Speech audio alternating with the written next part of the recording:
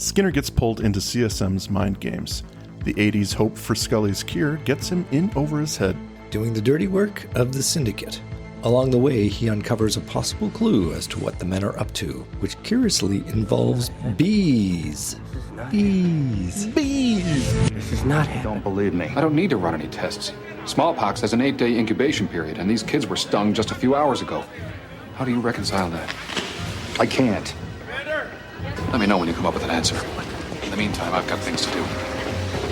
Doctor, Mr. Skinner? how do you know who I am? Because you contacted me. I'm Marita Covarrubias. What are you doing here? Your call about those bees prompted me to make some inquiries. Into what? 7 packages that were sent from Canada to a P.O. box in Payson, South Carolina. I came here to find out what was in those packages. You're a little late to do anything about it. So are you, apparently. What brought you here? You came to me for information, Mr. Skinner, but you still haven't told me what you know about this.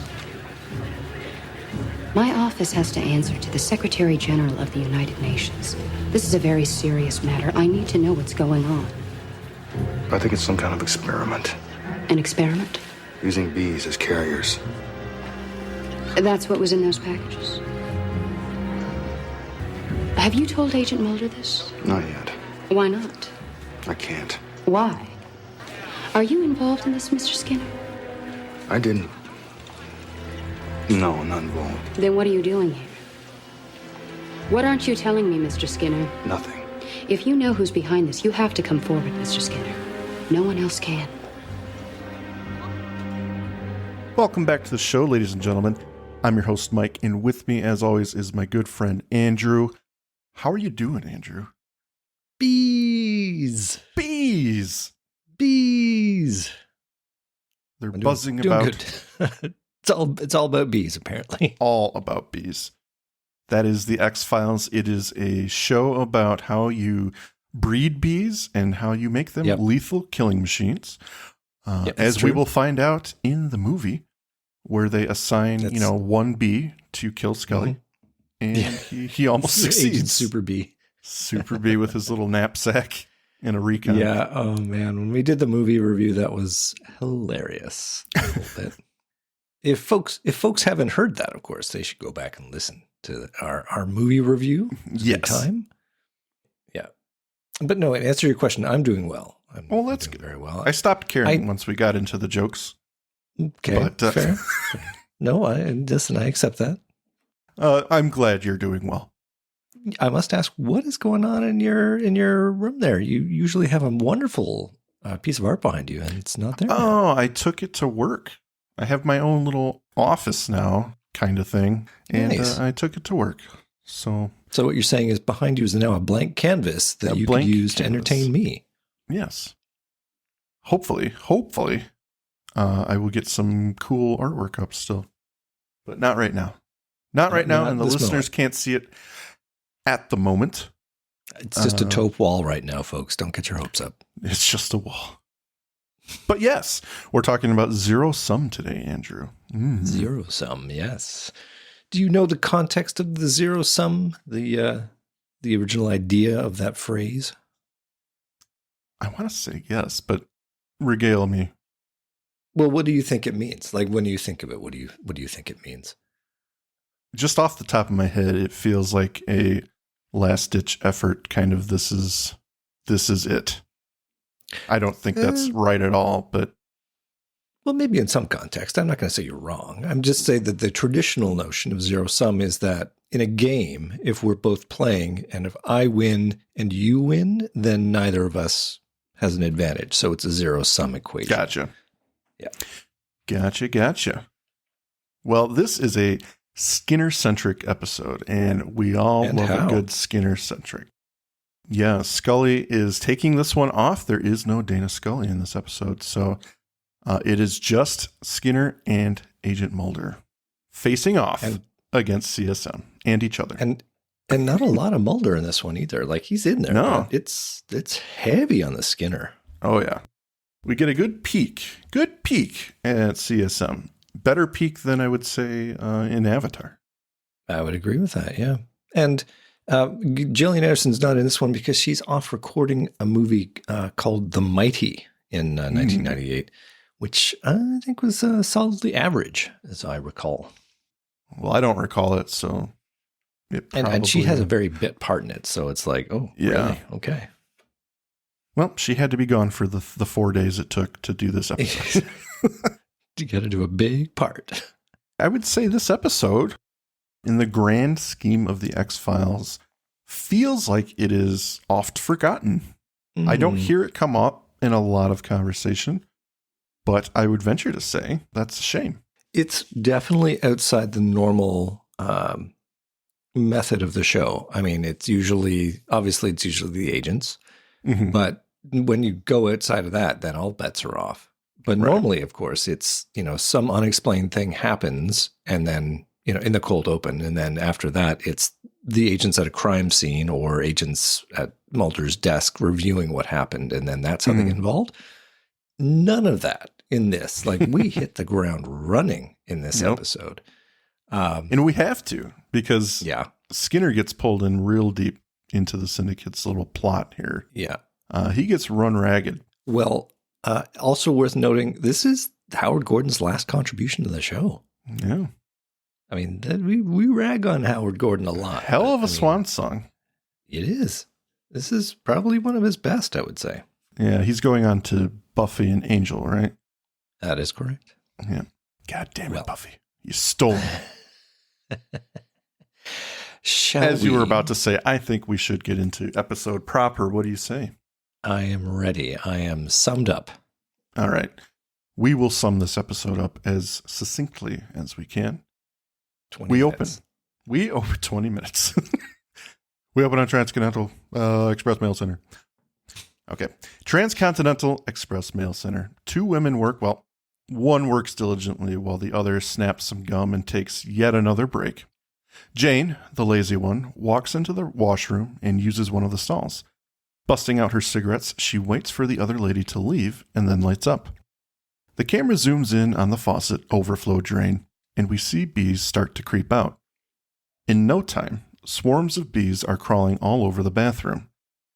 The woman puffs away and reads her magazine, oblivious to the infestation. As she finishes up her unscheduled break, she drops her cigarette to snub it, and when she looks down, she notices thousands of bees under her. She swats at the door handle to get out, bees flying everywhere. She's trapped in the stall, trying to keep bees away while she reaches for the door.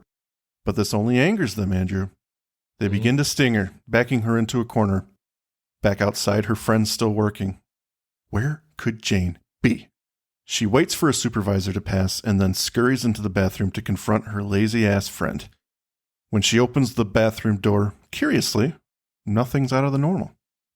She checks the stalls and opens her friend's to find her slumped on the toilet seat, red welts and boils all over her body. The image transitions into a computer screen. Skinner's at the desk of a dark office, deleting email evidence. He turns off the computer. He gets up slowly. As he walks out of the frame, he opens the door, and when it opens, the hall light sweeps across the desk, revealing Mulder's nameplate. Dun, dun, dun. Oh, credits. Goodness. That's a hell of an open. Yeah. What the hell is Skinner doing in Mulder's office? In my mind, that is the best part of the open. I have a few issues with the bee attack. Are you talking about the magical disappearance? That is issue number 1. I'm with All you, right, guys. We've got the retreat signal. Return to your carriers. Every unit called back to base. That's right. Get back in the sinks fast. That really. I do not buy the complete sanitization of the bathroom within like five seconds. You know what? They are dedicated worker bees. The only possible explanation is the intelligent, super bee that I think we have joked about. Because why would they leave? They came for a reason, right? Back down the drain. But the other thing is, my understanding is that smoke actually keeps bees away. Like, it wouldn't draw them in, I think. I don't think they're saying that the cigarette. I don't know. Maybe they are. Oh, you're thinking now, aren't you? I am. I don't think I ever put that together. Well, so that's super, interesting. Super inconvenient timing for her that the minute she gets a second's worth of privacy, the bees are on her. I mean, it's the ultimate don't smoke ad, right? Right. Yeah. You will be killed by 1 million bees if you continue to smoke. Interesting. I never even thought of that. Okay. Well, hopefully that's not what he was going for. And I'm sure that if we were to ask him today, he'd say, no. Oh, no. The shot of her reading in the stall, eerily similar to one in War of the Copperphages. Oh, yeah. Yeah, which I liked the homage to. But she should have had a dilated eye. Yeah, exactly. But yeah, interesting open. I did not like the absolute disappearance of the bees, but everything else is fine. Yeah. When we come back, Skinner's dressed in all black as he sets out from his apartment with a duffel bag. He goes to the post office after hours and tears down a do not enter sign from the bathroom. The facility is bathed in darkness. Getting out his flashlight, he looks around. The scene is preserved much as it was when it was found. Cigarette still on the ground. Surprisingly, I don't think that would be there. I mean, they had to move her out of the bathroom. I don't know that the cigarette would still be laying there, but okay. Yeah. He flushes the butt and begins scrubbing the tiles all over, purging the crime scene of any evidence. The man's thorough, taking his time. He inspects the corner where the ceiling meets the wall and spots a yellowish goo seeping through. Curious, he gets closer and uses a rubber-gloved finger to swipe at it, and then he sniffs it. Why? Why does he smell the goo? Why does he smell? We all do it. We would all do it. I suppose. You think you know better. I mean, it's not poop. It's not pee. Could have been. Just got to give it a... I mean, it could be. That is a very sick person if that's poop. Yeah. My favorite moment in that is he's brushing up the ashes and then he vacuums it. What? Why don't you just... Well, yeah, you never know. I don't know. It's true. He's just loosening it up from the floor. I have a moment in my mind where obviously it's a precursor where CSM has told Skinner what he's got to do. And he's this CSM says, "You are going to go into that bathroom and clean it until I can lick off the floor." You know, I want you to scrub and vacuum all tile. Everything, walls, ceiling, under the toilet, with a toothbrush, sir. Well, he continues to clean it up, man on his mission. He's now at Audrey County Morgue. With his flashlight, he scans the freezers and spots Jane's. He opens it and slowly rolls her out. Her body's mottled with welts. In the overnight office, a male nurse, I guess you'd call her, morgue worker, dead body watcher, coroner. He works under a couple desk lights and listens to his mini TV. He thinks he hears something and goes back to check. Skinner, however, is just finishing up, gathering Jane and placing her into a sack. The young nurse opens the morgue door and flicks the lights. He scans the room. He knows he heard something, but nothing looks out of the ordinary. After a quick look, he shuts the lights off again, moves the rolling table out of the middle of the room, and exits. In an adjacent room, Skinner was hiding, watching the man quietly. He now makes his move and leaves. I have to say, this... I love the skullduggery that they're implying in this, but there's just so many little things that they choose to do that I go, okay, why? First of all, proper use of lockpicks. He's using a tension bar and a J-hook to open up the lock, so double plus for me on that. Well, so often they used lockpicks poorly in these kind of shows. They both, the corner guy and Skinner, have superhuman hearing. Right. To hear, like, the corner guy is like, what's that noise in the morgue? And then as he moves out there in his like Skechers or whatever, you know, the shoes which probably make no noise, Skinner, his ears perk up. There's somebody coming to the door. It's so quiet that when the nurse gets alerted somehow, I was like, did I even hear anything? I know that's exactly. I'm like, what are you hearing? That your dog ears or whatever. But yeah. And then the best part is when the guy comes in and he tries to flick on the lights and they don't come on. It's like, what happened there? Exactly. How's he there? There's a suite of fluorescent lights in the whole place. Right. So has Skinner like undone each fluorescent light as he's gone in here? But then the dude walks around and flicks on another light. And he walks like 5 feet away and turns on another switch and they all work. Something's wrong. So either the switch spontaneously malfunctioned or Skinner has opened up that switch, undone it. He's like undone one of the contacts so the switch doesn't work anymore. To which I would say, why? Especially if you have the other one that's not done too. So I don't know if they're trying to make him like not bumbling, but he's not used to this kind of work. And they're just making him miss things. I don't know if that's what they're trying to go for, but it is weird that they draw attention. They're trying to create something, and then they botch it in the next moment. Like the guy walks over and it's like, I'll just turn on this light instead. They just abandon it completely. Yeah.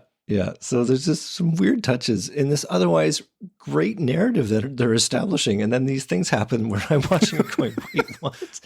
Wait a minute. This isn't right. Skinner, come on. Yeah. Well, later on, he pulls up to a factory, some sort of plant. He takes a long, dark freight elevator down, sweat beading on his beautiful, beautiful head. Mm-hmm. He's carrying Jane over his shoulder. When the elevator arrives at its destination, he carries her out and lays her on the floor gently next to a large piece of equipment. He opens the door to reveal an incinerator. As he gazes inside at the roaring flames, he ponders what he's doing. Eventually, though, he takes Jane and places her into the incinerator and closes the door. At the police forensics lab, the officer speaks to Skinner about Jane. He identifies himself as FBI with his badge, but uses Fox Mulder's name. Can I just say Skinner is adorable in his ball cap? It's a great look, but I'm really surprised if he's going to the effort to impersonate Mulder, should have at least wear a suit and tie. Come on. And put on a wig. Come on. Wear a turtleneck. Like, put it over your face. Honestly, like you don't think this is going to get back to you? Like if it ever came up and this guy was questioned, it's like, oh, you talked to an Agent Mulder. What did he look like? Well, he was bald and had glasses. Huh. That's not Mulder. That's not Mulder, but it does describe his boss. Yes.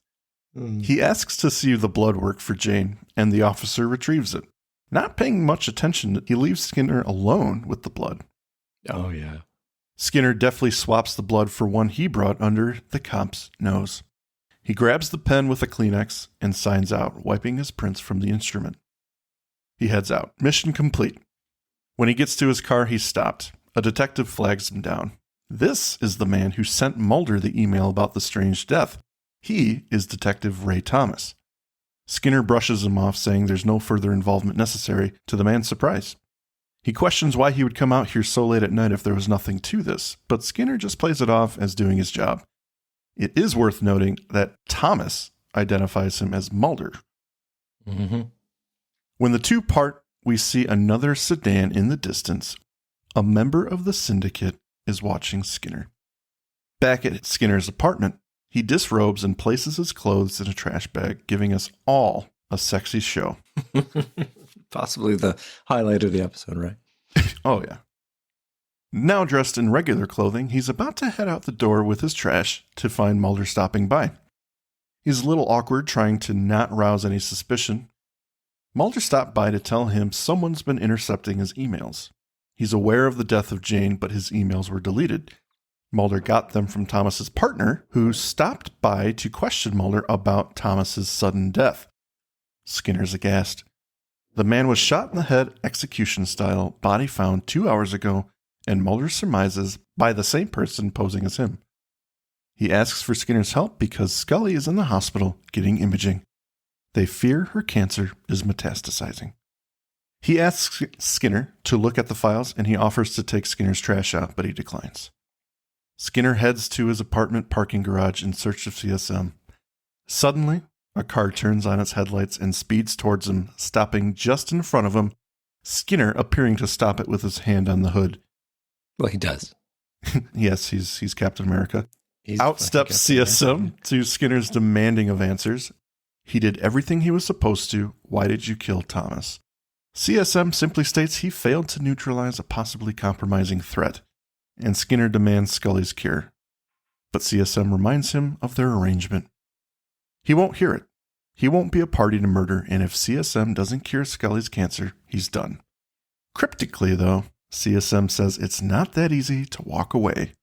You dig a hole and you risk falling into it, dude. That is a great line. Oh, yeah. Probably the best of the episode. Yeah. It's totally in keeping with like his pull over Skinner. Mm-hmm. I'm having you do all this stuff, but you're also implicating yourself in subtle ways. Mm-hmm. Well, or not so subtle. I could just disappear and you'd be fucked. But yeah, it's a solid open. I mean, at this point, we're like a third of the way through the episode with just this sort of lead up. My question would be: is this the smart play to solve CSM's problem? I guess I want to be a little bit meta about this episode before we go too much further, because I feel like this is a great way to blow your asset. Like I understand what he's trying to do. He's trying to put Skinner into a position where he needs him. You know, he needs him to get out, basically. He's going to frame him and he's going to have this over him. But there's just so much that goes wrong in this caper. And he has obviously shown he's got more capable bagmen to go out and clean this stuff up. So why does he choose to use Skinner in this instance, other than it makes for a good episode? I mean, it's hard to say because, I mean, in the narrative of the show, of course, they're going to use someone that's very important to do this job.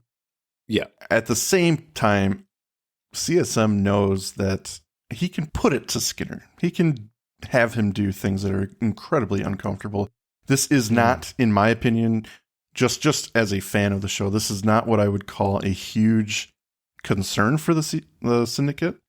This is one death, yes, very suspicious death, but it's not like the plan is going to fall apart if they don't take care of this. Well, I also just wonder if there's another better way for the Syndicate to actually deal with the problem. Like, yeah, so what? Mulder gets involved. Like, we have seen before that in the course of an investigation, they can certainly mess with his research and mess with his ability to actually get to the bottom of the truth. This just exposes Skinner for no great reason other than to maybe put a sword of Damocles over Skinner's head that puts him more into CSM's, thrall. What it does is kind of keep CSM's head in it. And what I mean by that is we've seen him act outside of what the Syndicate wants. He handles things the way CSM would handle them. And that is obviously not the way the Syndicate would handle it, which is where those scenes kind of come into play later on. Because he's choosing to handle things in a personal way. Like, he wants to fuck with Skinner. He doesn't like Skinner. Oh, clearly. And this may not be the way the Syndicate would handle it, because they're inquiring, like, who is this man and what do you have to prove that he's going to be complicit in this? And CSM just like, whatever. So in a way, I think this is helping lead up to what happens in season 4 and 5 later on. Or not 4, but 5. Okay, fair enough. I will now allow you to actually continue and not just keep on taking pegs out from this. God. The next morning, Skinner gets a call at his apartment. It's Mulder reporting that Jane's body is gone. Skinner, Her body's gone, sir.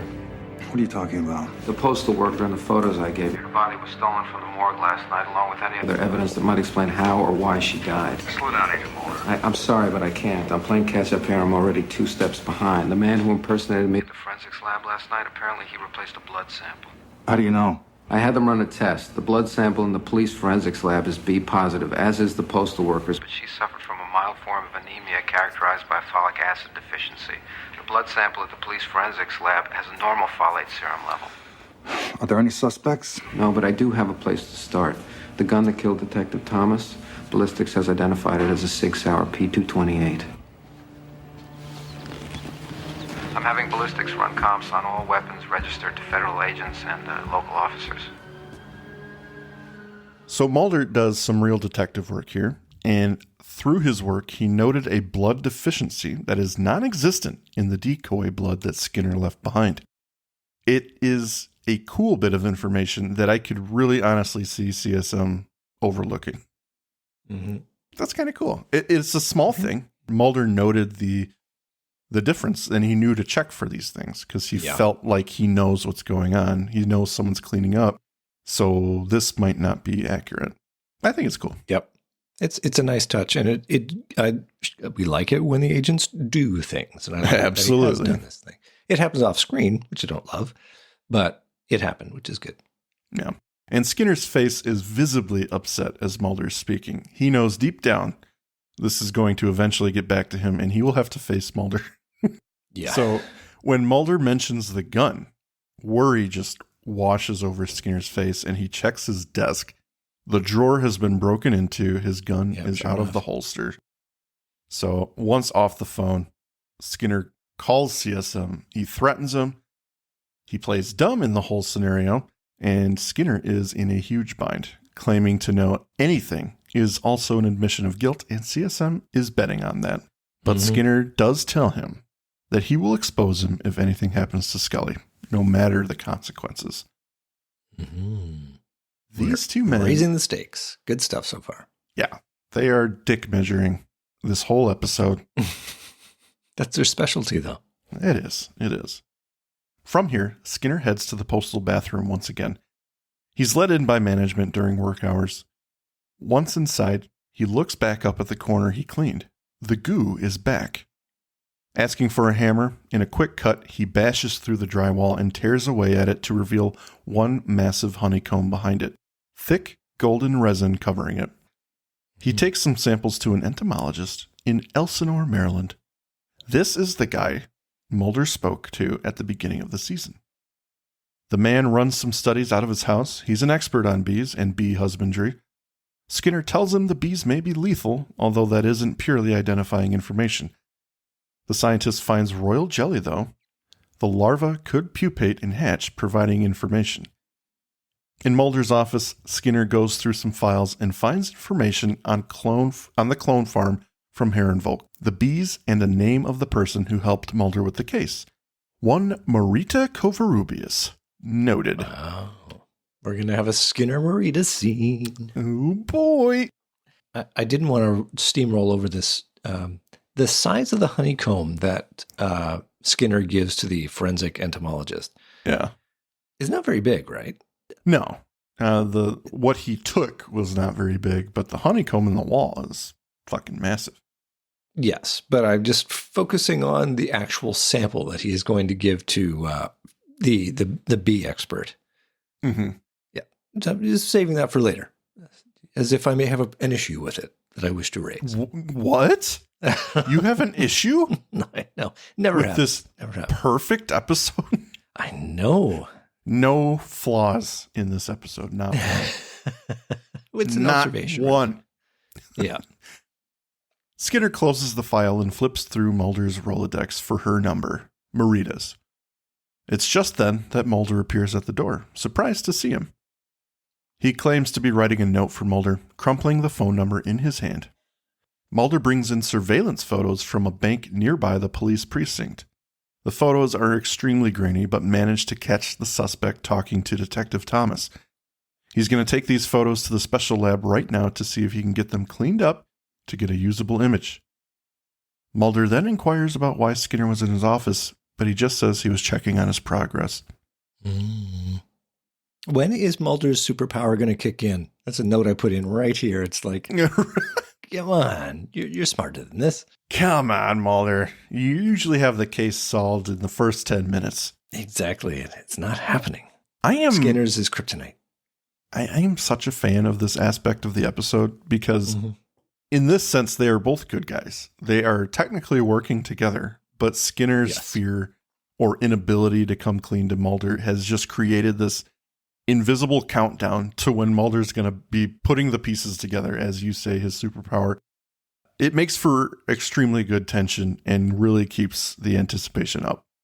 Yes. I love it. It is reminding me of a movie he did in the 90s. boy, I'm going through his list. He did so many. Oh, what was it called? He was in the Navy, and he's got his picture. No Way Out. That was the 87, actually. So this is pre-X-Files, where there's a picture of him, and it's going to be scanned. And all throughout the episode, or all throughout that movie, the picture, you see it in various phases of it being scanned, and eventually his identity is going to be uncovered. They don't do that here, which is good, because that would be an obvious pull. But it has that element of, now we've got a deadline. When that image is resolved and it shows Skinner, the gig is up. Yep. Such a good way to do it, too. Yep. Because the countdown is what is keeping everyone like glued to their seats. Like, how is this going to turn out? Yep. Are Mulder and Skinner going to come to blows? And yeah. So later on, Skinner calls Marita, asking about the Canadian agricultural project involving bees. She found no evidence of beehives or husbandry, and Skinner offers her information and possible access to the bees. Back at the entomologist's house, the man enters his study. The light switch doesn't appear to be working. Here we go again. Yet, we get a glimpse of the overhead light covered with matured bees blocking the light. That's terrifying. Let me just put it that terrifying, yeah. So maybe the whole reason they had that gag with Skinner disabling the light, or the light not working in the morgue, was so that we could have it as a callback right now. I guess. Yeah, it might be. It's ridiculous that they go through so much effort and so much wait. What? One could argue it doesn't really matter. Exactly. All right. He turns on his desk lamp and checks the little bee house he made for them to find the top has a hole in it. The little mesh has been cut and torn away. I think that's kind of funny. I'm just going to move past it. The man shines the light on the window to a horrifying sight. Bees have swarmed the window as well, blocking all light from coming in. Thousands of bees cling to the glass and each other. Suddenly, they spot him and swarm. He fights for his life but falls over his desk, being stung hundreds of times and screaming for his life. He falls to his knees and makes for the door, but the bees have swarmed that as well. He makes one final push to break the now visible window. He pounds on it, cracking it, but is unsuccessful, eventually succumbing to his attackers. You know what? The problem was he got that smash-resistant glass for his upstairs. He's his own worst enemy. Own worst enemy. So I've got a couple things about this scene. Go ahead. Maybe they're my things too. One, it's cool that the bees blocked the light, but in both this scene and the pre-credits scene, how do you not hear this? With Jane reading her magazine and smoking her cigarette, I don't care if she doesn't see the bees. I can believe that. Yeah. But thousands of bees, she just doesn't read or register. Neither does this guy who walks into a room that is humming at him, or should be at least. Should be. Yep. And then the other thing is the little bee house with the mesh kind of like pulled away. Like, what happened there? What happened there? Did they like get a knife, little bee switchblade, and slice that open? They bit their way free, I'm assuming. Well, look, these are super bees. I mean, that is the only thing that you need to know that explains everything, is that these are not your average normal bee. My issue is there's been no passage of time, right? Right. Like, for all we know, Skinner gave this guy the honeycomb yesterday. In the morning, yeah. Yeah. And the thing has pupated into literally thousands of bees. And that's where I go, I am no apiist or beekeeper, or whatever you're going to say. But I do not believe that many bees could be created or hatched to that level of maturity in exactly such a short time frame. Exactly. So that is an unfortunate part of this episode. Yeah. Because there's no explanation. And you're supposed to look past it, but you are also under this clock that is exactly pitting Mulder against Skinner. And this time episode is not has allowed to pass. Yeah. Because they have set the clock running. So we have to come to some weird conclusion that Maybe they were about to pupate when they were harvested from the bathroom. It was a tiny honeycomb. It was just a tiny little honeycomb. There's 10 bees in that. I don't know. Yeah. Don't know.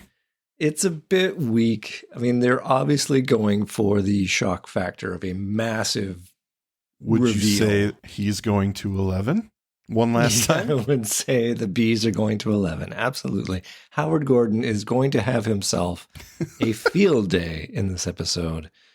And he does. Absolutely. Yeah.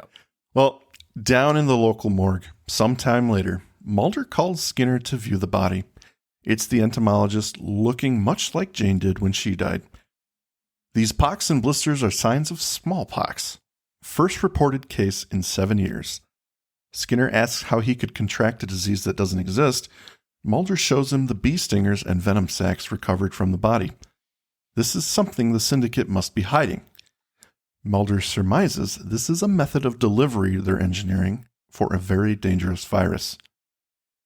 In the meantime, Mulder's closing in on a hopeful ID of the shooter, i.e. Skinner, and he's headed to the office now to get the results. Back at the Postal Service, Skinner meets Jane's friend Misty. She's getting a snack on her break, but she's hesitant to talk to him. She's been threatened that she would lose her job if she told anyone anything. He tells her Jane's death may have not been an accident, and Misty takes a moment to lament their friendship. How they were planning to go to the beach, losing weight. I gotta say, that's the saddest part of this episode is that Jane is Misty's best friend. Yep.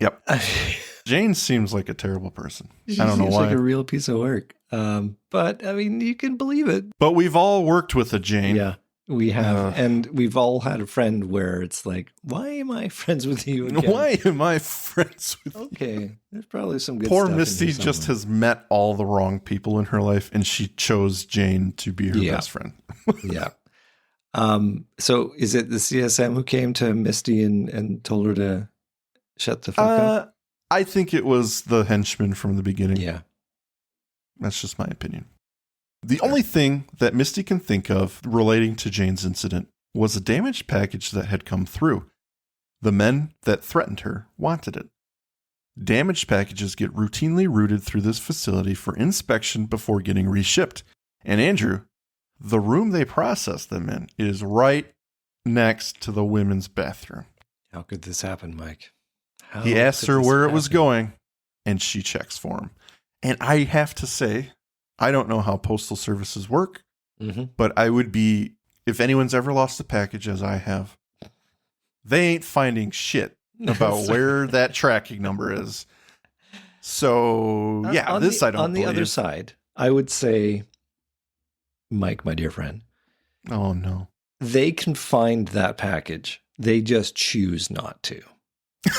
Okay, fair enough. I think the bureaucracy is strong enough that everything is logged. You know. I believe that. Yeah, you will not have your package returned to you because it means somebody's got to go above and beyond their usual day-to-day bullshit to find your package. And it's just easier for them to like, no, I'm sorry, you better just get a refund. I will shit on the entire American Postal Service right now. Every time I go into our local branch, they've got a line, 5 people working, but only one of them is taking packages. It's like, what the fuck are you doing? Every time. Yeah. It's unbelievable. What else do they do that offends you, Mike? Well, they do nothing, and that offends me.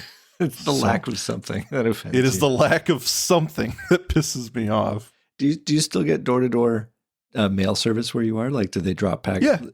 Yeah. We've gone to a community mailbox service where we are. And I have to tell you, it's the best thing that ever happened to postal service, because when it was door-to-door mail and it was the winter, if we didn't keep our walk exactly cleaned, you know, if there was a lick of snow on they that would walk, find a reason not to deliver it. Yeah, it's like, nope, I'm not going up that walk. So like now you just got to go to the box. It's all in there. I can walk and get it.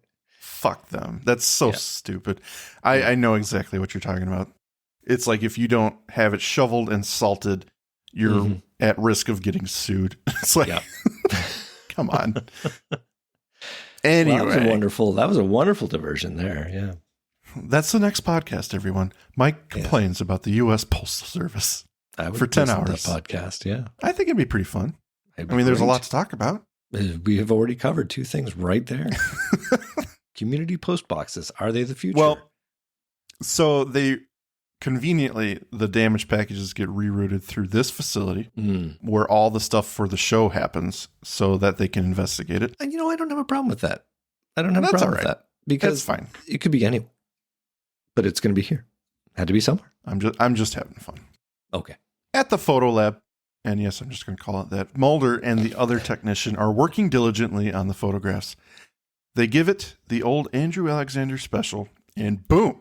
Clean up and enhance. Can you just zoom and it's not a perfect image. Yeah. Thank God it's not like a crisp, clear image of Skinner's face, but it gives Mulder just enough. Like A.D. Skinner. He can see the reflections on a pair of round-rimmed glasses on the suspect's face. All the pieces are making sense to him, and I have to say, this is a genuine moment on Duchovny's face. You can just see the shock overwhelm him. The man he thought he could trust, his boss, is setting him up, working for the bad guys. He asks for a hard copy to be printed out.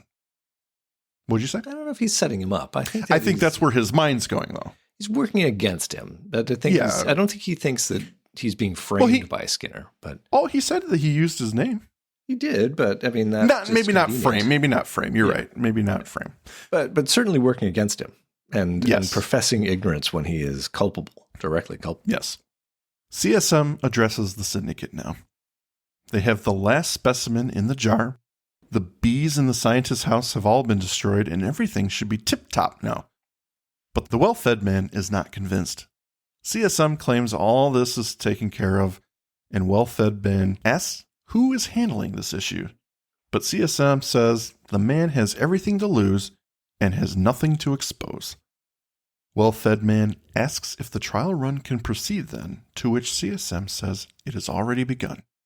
We ominously cut to a children's playground full of little brats. If you wanted any more proof that the Syndicate are bad people. Terrible people. A kid on the monkey bars suddenly falls. We haven't identified a prison where we can do this. We identified the cutest elementary school in America that we can do this at. Yeah. Let's kill a bunch of little tykes. So that is interesting. They chose a communicable disease in season 2 to give to a prison, to test on a prison. Yeah, and they choose bees that can fly virtually anywhere and sting however many people, but they release it on a playground. These people are terrible. The brute force nature of the test. I mean, I have commented on this before, how the CIA in the 60s with MK Ultra, they absolutely. They did do stuff like this where they just like shotgunned their science to see if stuff would happen, and very little in the way of control, very little in the way of actual science. It's just a lot of half-assing it and like, no, it's going to work. We're just going to do this thing. And so the idea that they're just like, yeah, we get this test. You know, there's this school. There's a bully. I've had my eye on this school for a long time. They TP'd my house last year during Halloween. I used to go to this school in the day. I have got up some payback against this Mrs. school. Johnson's a bitch. This will show her. I know exactly when her recess is. So the idea of using the school as the target. Oh man, it's like so what's going to happen to the bees? Awful. Like they're not all going to sting and die. They're going to fly away and sting people for miles around. It's just such a shotgun experiment. The initial response to it is like, this is awful. Mm-hmm. And what are they doing? They're terrible people. But it just draws more attention to them because they chose the middle of a city, a populated city. Like, pick a town that's no one's heard of. There's a There's a little outpost in season 8 where there's a bunch of cultists living. Do it there where no one knows these people are living. And just see if it works. No. Well, let's do it in the middle of suburbia and, have all attention on the bees. I mean, get yourself a closed warehouse, put like 13 drug addicts in the middle of it. And we gave you $50 and said there's some heroin in the middle. And then flood it with bees, and then you'll learn everything you need to learn. But this is just like, what exactly are you learning? Because the big reveal in this, again, this is also Howard Gordon at his finest, is smallpox is now the thing. And everyone's like, but that doesn't exist anymore. It's been eradicated. Well, and this is I'm going to die on this hill, Mike, this idea of like walking away from monumental plot reveals where and just leaving them hanging. Yeah. And just like, interesting. When Mulder says, I believe it's smallpox and Skinner says, but it can't be, it's been eradicated. And I'm sure Mulder could very easily, does he actually have the lab report which says, this guy died from smallpox? I think he might. I can't remember anyway. I'm sure he should. Yeah, but I mean, it's you can find out. So if the news is, hey, people can die from smallpox again, you think maybe that would be something that would be worth raising a flag about, as opposed to Skinner just saying, not at all. No, that's impossible. It's been eradicated. No, not at all. They covered this in FM Masculata. You don't want to expose the people to this information and cause a panic. So we already learned that 2 years ago. So okay. Well, anyway, there we go. There's my latest hill to die on. It's like, what? I'm with you. That is tough.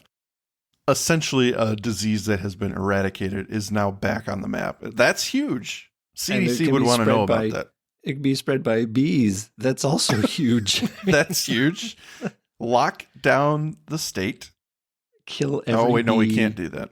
Kill every bee that you see is now the state logo. Bees, there's the only good bee is a dead bee, because otherwise you're going to die from smallpox immediately. Just a bunch of bees with red X's on them. Yeah. Oh, man, they just got flags all over the state. Mike, tell me about the horrible experiment at JFK. As you can imagine, things don't go well for the little kids. No. And as soon as the scene starts, a kid is on the monkey bars. He gets his hand stung. He falls. And as soon as they realize that happened to him, kids start screaming all over the playground. Chaos ensues. They all get ushered into a building, but yet one kid falls. One of the teachers turns, helps him up.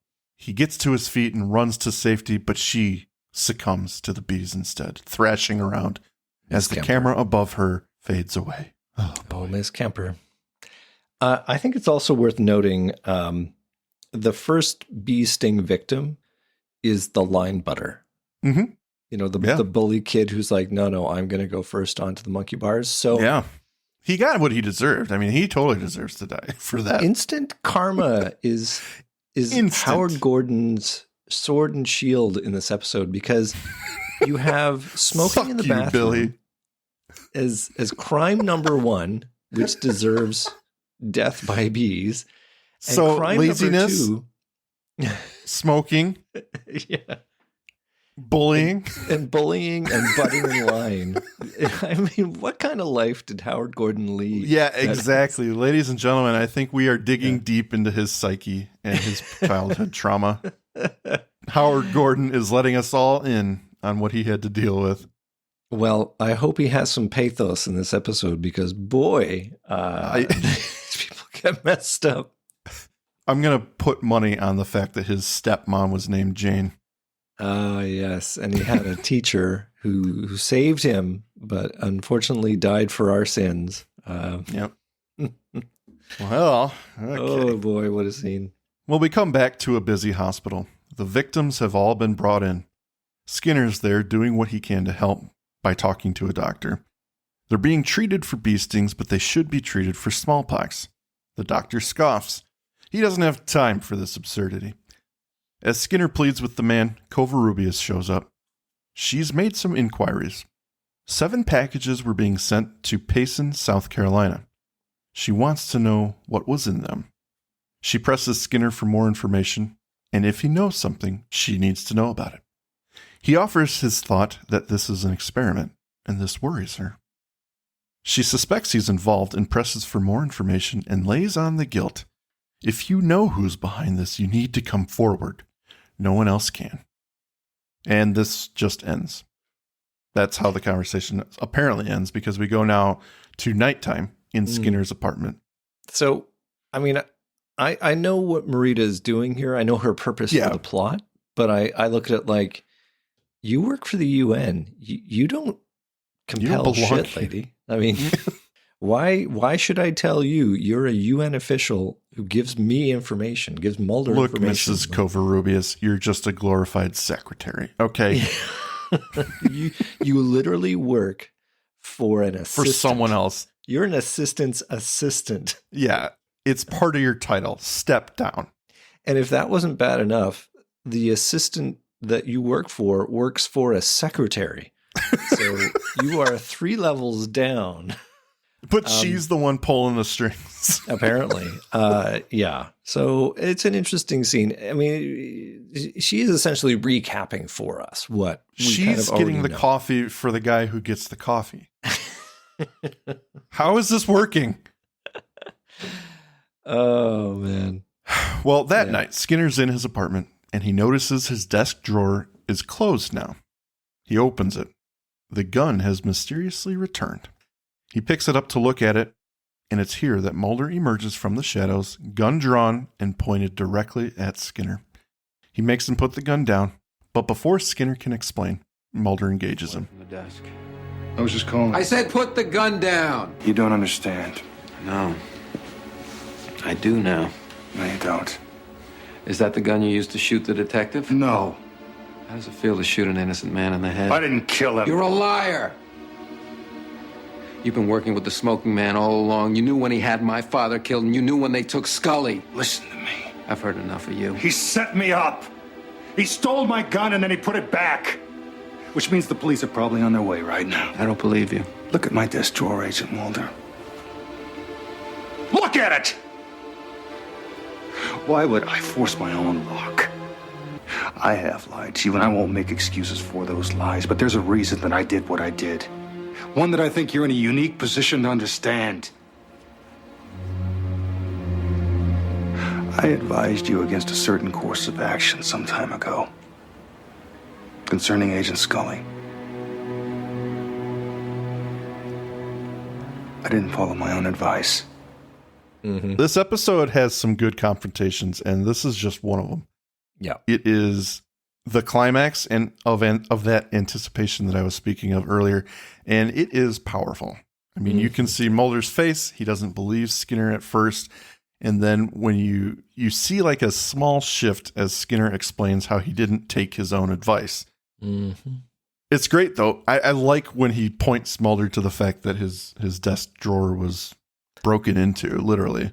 If fair. If the CSM staff were a little bit more proficient with lockpicks, I think this would have gone a completely different way.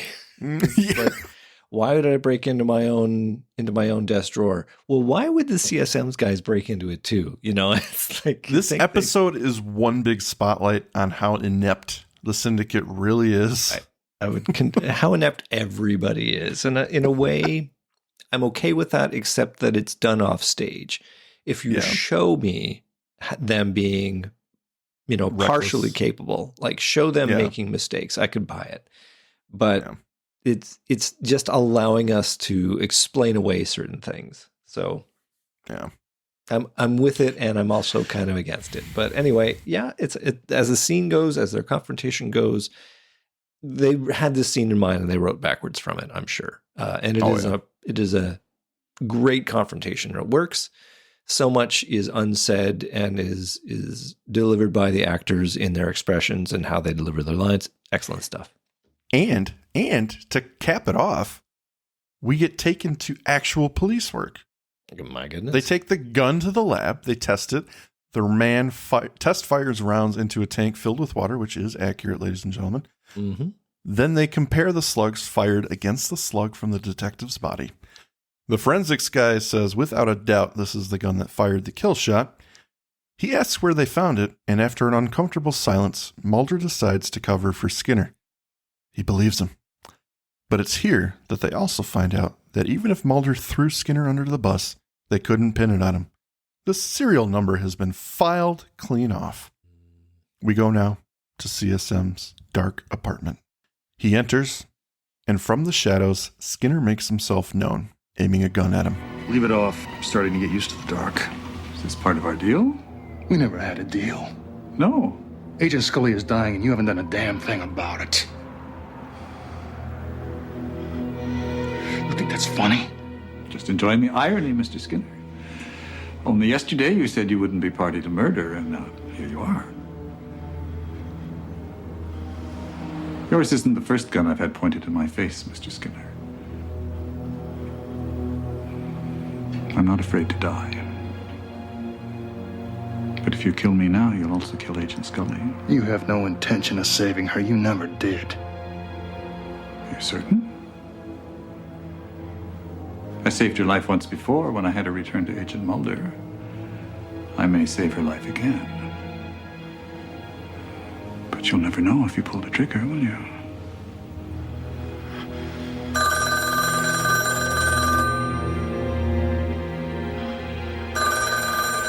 Now, unless you intend to kill me, I'd like to answer my phone. The camera is locked on Skinner, who fires 3 shots.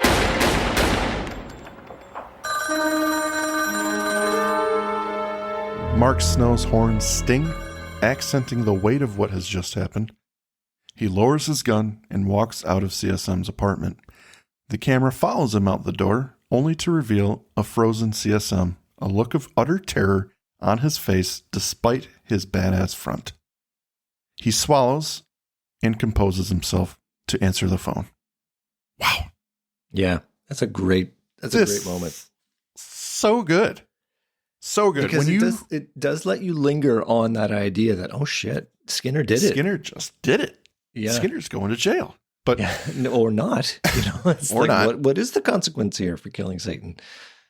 I think this is just one of those scenes. This whole episode, like this title suggests, is just one big dick measuring contest. And Skinner, at least a little bit, is taking back some of his strength because these two have been going up back and forth. And there was a point at which Skinner had the upper hand and then CSM took it back, which is when Scully got sick and Skinner came to ask for his help. Yeah. The tides shifted then, and Skinner is like, don't fuck with me in this scene. And I think that those gunshots is like he's at the end of his rope. I just love it. I think the way they handled that scene was so good. In another world, Skinner, blows CSM's head off. Yeah.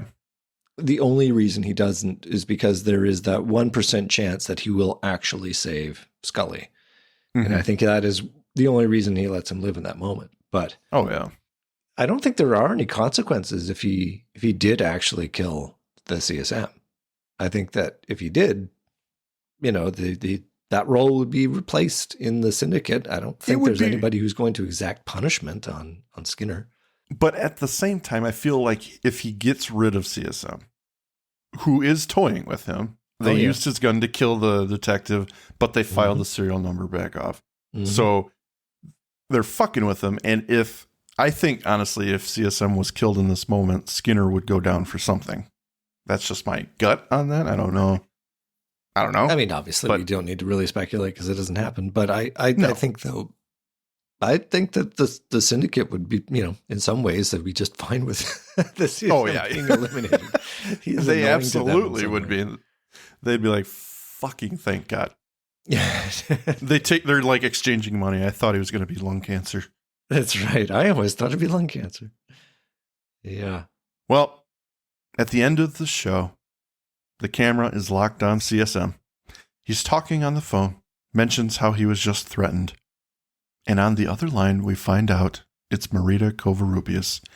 What do you want me to tell him? Tell him what he wants to hear. He lights another cigarette, and we fade out to credits. Marita Covarrubias, Turncoat Extreme. Yeah, we now know Yep. that she's a freaking liar. Or we all playing both suspected sides. it. Maybe she's got her own agenda, and she's playing both sides, Mike. Yep. What an ending, Andrew. But as a mythology episode, whew, lots in there.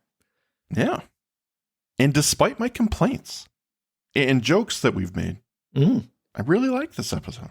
I think, yes, I like it too.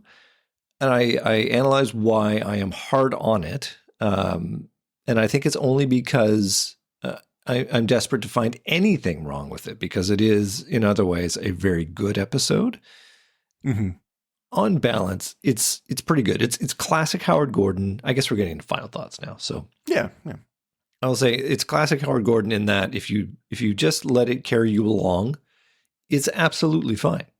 But the minute you start pulling at threads is when you're like, well, what? Why? Wait a minute. Small blocks? It's just so many things. But I mean, I like it. I'm not sure I love it. Like the B angle has always been this outlier for me in the whole show, right? Like it's like aliens, and then we go into this whole B thing, and it's like, well, okay, I can take one and I can take the other, but please make it make sense at some point. And it's taken a long time to land. But that aside, what you did there. The whole thing about this episode, it's perspective where we're watching over Skinner's shoulder, the whole cover up. Such an interesting perspective. We have not really had this before, and it's exceedingly well done. It's the first third of the episode is Skinner covering up the crime cleaning up. and not knowing why. It's just like you're being carried along by the nose in a way, because it's like, I know this character and he's doing something so out of character. Why is he doing this? Why won't you tell me? I am going to watch until you tell me. And then it's really satisfying when you do. Mm-hmm. It's so slow, but it pays off. And even the reveal of Skinner's betrayal to Mulder is excellent. They have this really believable moment where Skinner confesses to having not taken his own advice. Yeah, as you say, we've poked a lot of fun at this episode. There are definitely some things that if you pull too hard, it does reveal some weaknesses, but otherwise, really excellent performances. It's a remarkable script. It's novel, and I really liked it. Absolutely. What this episode really utilizes, and to great success, is tension. And this episode manages to keep veterans of the show on their toes almost through the whole thing. And I think that's hard to do. You're in season 4. Mm-hmm. And where plot points can go, wow, that's intriguing. They're usually bursts of intrigue. Whereas this just drags you along and you're like, I need to know what's going on here. And I need to know what Skinner's doing in the beginning. And then that becomes, when is Mulder going to catch on to it? And it's like, But yeah, excellent episode. I do, like I said in the beginning of the episode, I think it gets lost in the X-Files mythos. I don't think when people think mythology. Yeah, that's very true. Mm-hmm. When people think of the mythology, it's just not readily available in their brains, but it's a great episode. Yep, totally is. What do you say we go to some listener comments? We have one. Oh, go ahead, sir. Excellent. This is Emily Messenger, who says, one of my favorite things is seeing Skinner out in the field investigating. I really like the reluctant alliance formed between Mulder and Scully once Mulder knows what's going on. I didn't miss Scully at all in this episode, which says a lot, because I will typically skip in the episodes that don't feature the both of them. And come on, do we even need to ask? Skinner in nothing but his undies is a delight, and I give his junk 10 out of 10. 10 out of 10. Yeah. Absolutely. That's fair. Yeah, and that's an interesting point. I didn't miss Scully either. You don't think about it. That's a great point. I don't even think about that until you mentioned it, or until she mentioned it. They give a really solid explanation for why she's not here, and it's acceptable. Frankly, she could have been on vacation, and I would have accepted that too. Right? Yeah, just taking. A woman never is able to have a good time. arguably, she's having a less stressful time getting her cancer looked at than if she just takes a vacation. So true. Oh, boy. Well, there it is. Yeah, great stuff. Slightly shorter episode, but not really. We're closing in on normal time. So, Andrew, if you have anything else to say, please do so now. And if you don't, please give the audience your goodbyes. Well, I would only say that the clear enemy in this episode is bees, and you should be vigilant wherever you are. Kill them all. Yeah, don't trust any bee that you see. I mean, we know that bees are our pollinator friends, but absolutely. That's what they would have you believe. Mm-hmm. That's what they would have you believe.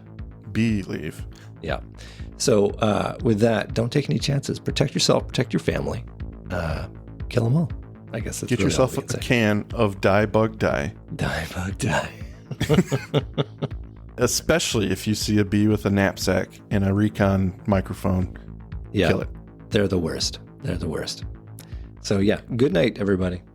Thank you for listening to today's episode. If you liked what you heard, please rate and review on your podcast app of choice. Andrew and I would be eternally grateful to you fine people for helping us expand and get the word out. Also, we've got a killer group on Facebook.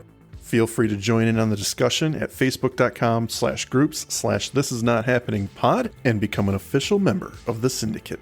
We do polls and we have questions for every episode to give you guys the opportunity to chime in and possibly let your voice be heard on our recordings. And please join us on our new Twitter at tinhxfilespod, no dash, to stay up to date on everything, moment to moment. Thank you, and remember, don't stop swimming.